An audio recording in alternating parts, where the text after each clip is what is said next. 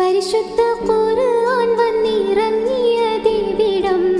പരിപൂർണ റസൂലുള്ള പിറന്നതുമിവിടം, നിസാമിക കവിതകൾ ഉറവിട്ടതിവിടം, മസ്നവി കുറവയാം അറബിക്കിട്ടിവിടം, തുടുത്ത സിക്കൂ മരത്തിന്റെ കനികളും ജറാദെന്ന കിളികളും ചൂടുകാറ്റിൻ ഒലികളും ഇടക്കിടക്ക് കച്ചോ